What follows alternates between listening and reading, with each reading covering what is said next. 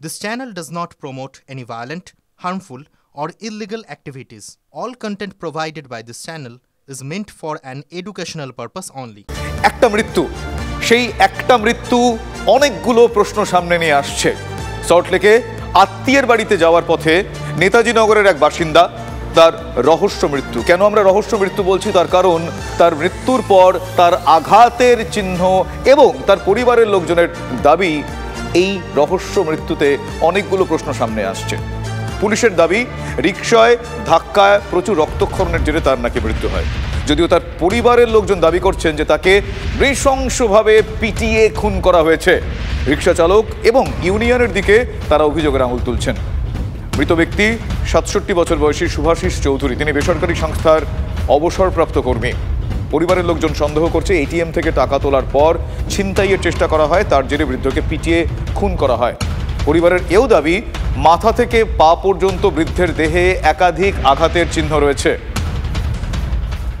উনি নাকি বলেছিলেন যে উনি আমাদের বাড়িতে ঢোকার আগে এটিএম থেকে টাকা তুলবে এবং টাকা তুলে রাত্রিবেলা ওরা কিছু শপিং করার আছে বা কিছু খাওয়া দাওয়া করার আছে, কিন্তু সে আমাদের যত ধারণা আমাদের সেই টাকা তুলতে কেউ দেখেছে এবং সেটা ছিনতাই করার জন্যই আজকে এই অবস্থা।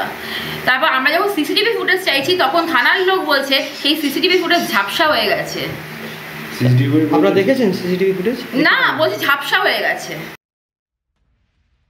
শুভাশিস চৌধুরীর মৃত্যু রহস্যের ধোঁয়াশা প্রায় ৭ দিন পেরিয়ে গেলেও এখনও কাটেনি। পরিবারের সদস্যরা এখনও পর্যন্ত দাবি করে যাচ্ছেন যে তাকে পেটানো হয়েছে, গণপিটুনির জেরে তার মৃত্যু হয়েছে। পুলিশ দুর্ঘটনা এখনও বলে যাচ্ছে, যতদূর তদন্তে গিয়েছে তখনও তারা দুর্ঘটনা বলে যাচ্ছে। তার কারণ পুলিশের বক্তব্য, সিসিটিভি না পাওয়া গেলেও তারা দুজন প্রত্যক্ষদর্শী পেয়েছিলেন, যে প্রত্যক্ষদর্শীরা দুজন অ্যাপ ক্যাব চালক এবং ওই রিকশার পরেই তারা ছিলেন।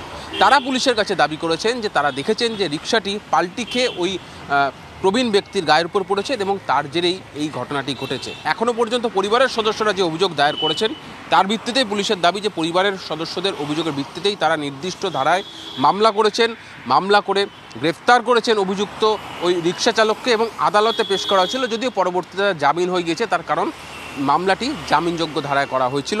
এখনও পর্যন্ত তিনি গ্রেপ্তার হওয়ার পর জামিন পেয়ে গেলেও যে রিকশা দিয়ে এই ঘটনাটি ঘটেছে সেই রিকশাটিকেও বাজেয়াপ্ত করে রেখেছে পুলিশ। ফলে পূর্ণাঙ্গ রিপোর্টের পরেই কিন্তু বা ময়নাতদন্তের পূর্ণাঙ্গ রিপোর্টের পরেই স্পষ্ট হয়ে যাবে কি ঠিক ঘটনা ঘটেছিল এই বিধাননগর পুরসভার বিপরীতের এই রাস্তায়। ক্যামেরা চাঁদ মিয়ার সঙ্গে সুজয় পাল, TV9 বাংলা, কলকাতা।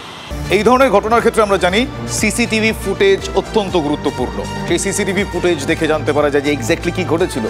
কিন্তু সিসিটিভি ফুটেজ অস্পষ্ট বলে পুলিশ দেখাতে চাননি, এমনটাই মৃতের পরিজনরা দাবি করছেন। প্রশ্ন হচ্ছে, কেন অস্পষ্ট হলেও পুলিশ দেখাচ্ছে না? কি আড়ালের চেষ্টা করছেন তারা? উনি নাকি বলেছিলেন যে উনি আমাদের বাড়িতে ঢোকার আগে এটিএম থেকে টাকা তুলবে এবং টাকা তুলে রাত্রিবেলা ওরা কিছু শপিং করার আছে বা কিছু খাওয়া দাওয়া করার আছে, কিন্তু আমাদের যত ধারণা আমাদের সেই টাকা তুলতে কেউ দেখেছে এবং সেটা ছিনতাই করার জন্যই আজকে এই অবস্থা। তারপর আমরা যখন সিসিটিভি ফুটেজ চাইছি তখন থানার লোক বলছে সেই সিসিটিভি ফুটেজ ঝাপসা হয়ে গেছে। আপনারা দেখেছেন সিসিটিভি ফুটেজ? না, বলছি ঝাপসা হয়ে গেছে। এই মৃত ব্যক্তির ভাই এবং বোন তারা কি অভিযোগ করেছেন আপনাদের শোনাবো। ওনার শরীরে যে সব ইনজুরি আছে সেটা দেখে মনে হয় না একটা সিম্পল অ্যাক্সিডেন্ট, এবং পুলিশের বক্তব্য যে ওনারা অ্যাক্সিডেন্ট হয়েছে একটা অটো রিক্সা, ই রিক্সা মেরে দিয়েছে। আচ্ছা, কিন্তু যেরকমভাবে বাঁদিকে চোখটা বেরিয়ে এসছে, মাথায় ব্রেনে যেরকম ইনজুরি হয়েছে, ব্রেন অপারেশনও হয়েছে, সেই দেখে মনে হচ্ছে না যে এছাড়া পায়ের হাড় ফাড় ভেঙে গেছে, হাঁটুর তলার এসব হাড্ডি ওগুলো ভাঙা আছে, হাতে ইনজুরি আছে, মানে সামনের দিকে পিছন দিকে সব দিকেই আছে ইনজুরি। গণপিটুনি করা হয়েছিল সম্ভবত, কারণ একজনের পক্ষেও এরকমভাবে মারধর করা সম্ভব না। একসঙ্গে কয়েকজন মিলে যদি মারধর করে এবং সেরকম কোনো ওরা মেটেরিয়াল ইউজ করেছে যার বেসিসে এরকম ইনজুরি হয়েছে, এটা বিশ্বাসযোগ্য ঠিক হচ্ছে না। কয়েকটা ফ্যাক্টর। আমি মেজর জেনারেল SD চৌধুরী বলছি। আমার বড়দা মারা গেছে। আমি যখন ফোনে খবরটা পাই যে এমনি হয়েছে, তো অ্যাক্সিডেন্টই প্রথমে ভাবি যে অ্যাক্সিডেন্ট হয়েছে, মারতেই পারে, হসপিটালে নিয়ে গেছে। কিন্তু তারপরে যখন আমি ইনপুটটা পাই যে পিছনে 15টা স্টিচ আর ফটো আসে আমার কাছে, বাঁ চোখে পুরো ফুলে গেছে, এখন তো সোয়েলিং পুরো ছিল। বাঁ চোখের উপরে স্টিচ আছে, বাঁ চোখের নিচে স্টিচ আছে, ঠোঁটে স্টিচ আছে, হাঁটুর নিচে শিন বনে একই স্পটে 2 পায়ে 2টো স্পট মারপিট হতে পারে না, মারা ছাড়া অ্যাক্সিডেন্টে হতে পারে না সেম স্পটে। আমিও কোর্ট অফ ইনকোয়েস্ট করেছি, আমাদের এক্সপিরিয়েন্স আছে, হয় না। চাই এই অপরাধীদের যেন শাস্তি হোক, কারণ এইভাবে একটা সিনিয়র সিটিজেনকে এইভাবে আঘাত করাটা মানে কত রকম মানে বড় যে দণ্ডনীয় অপরাধ, এটা মানে চিন্তা করা যায় না। গণপিটুনির কথা আশঙ্কা করছেন? 100 বার। এটা এমনি হয় না, এটা ওনাকে একজন না একাধিক লোক মিলে মারা হয়েছে, একাধিক লোক মিলে মারা হয়েছে। একটা বিষয় সিসিটিভি পুরো অস্পষ্ট দেখা যাচ্ছে, সেটাই কোথাও একটা আপনারা আশঙ্কা করছেন যে সিসিটিভির মধ্যেই লুকিয়ে রয়েছে? হতেই পারে, সিসিটিভি তো ওনারা স্পষ্ট করে দেখাচ্ছে না, সিসিটিভিটা বলছে ঝাপসা, এরপরে বলবে ডিলিট হয়ে গেছে। এই ঘটনায় রিক্সা চালকদের একাংশের দিকে তার পরিবারের লোকজন আঙুল তুলছেন, ওই অভিযোগের আঙুল। সিসিটিভি ফুটেজ খতিয়ে দেখা হোক, প্রয়োজনে রিক্সা চালকদের সঙ্গে পুলিশ কথা বলুক, এমনটাই বলেছেন সল্টলেকের রিক্সা ইউনিয়নের সভাপতি নির্মল দত্ত। যদি সেরকম হয় তার জন্য প্রশাসন আছে, তার জন্যে এখন যা আছে সব প্রশাসন আছে, সেই লাইনে যারা আছে, যেখানে রিক্সা চালাচ্ছে যে সেখানে উনি একলা রিক্সা চালাচ্ছে না, আরও লোক আছে তো, সেখানে দেখুন, খবর নিক না, আইনও তো দেখুন না কী আছে। আমরা আইনকে বিশ্বাস করি, সব জায়গায় সিসিটিভি আছে, দেখুন না, অসুবিধা কী আছে, কী হয়েছে না ঘটনা সত্যি তো দেখা উচিত দেখতে। ওই লাইনে গিয়ে যারা রিক্সা চালায় তারা যদি সামনে গিয়ে বলুক, কথা বলুক, কী করে কী ঘটনা হয়েছে, কে কে ছিল, কী বিভ্রান্ত, সেটা ভালো হয়, আরও বেশি ভালো। এই ঘটনায় বেশ কিছু প্রশ্ন উঠছে, সে প্রশ্নের উত্তর খুঁজতেই আমরা অবসরপ্রাপ্ত পুলিশকর্তা অনিল জানা আমরা কথা বলেছিলাম তার সঙ্গে। তারা কি বলছেন, অবসরপ্রাপ্ত পুলিশকর্তারা কি বলছেন এ বিষয়ে একবার শোনাবো আপনাদের পর। পোস্টমর্টম রিপোর্টের নেচার অফ ইনজুরিগুলো দেখতে হবে কোথায় কোথায় হয়েছে।